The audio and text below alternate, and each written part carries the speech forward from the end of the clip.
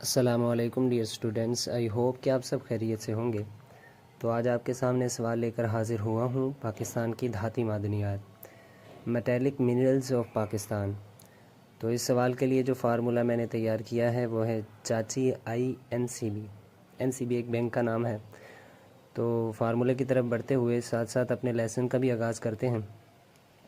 تو CH اس سے مراد ہے کرومائٹ۔ اس میں آپ نے 3 چیزیں یاد رکھنی ہیں۔ اسٹیل کی صنعت بنانے میں یہ استعمال ہوتا ہے، فولاد سازی میں اور انجینئرنگ کے آلات بنانے میں۔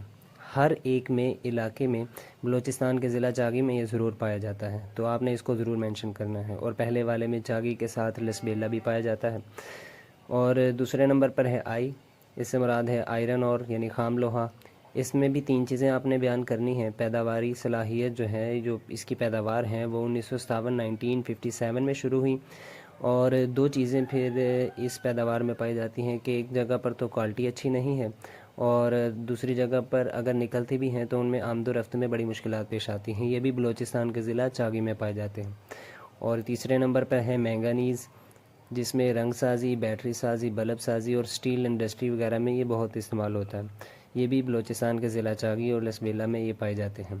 اس کے بعد ہے C، کاپر اور گولڈ، اس میں تانبا اور سونا۔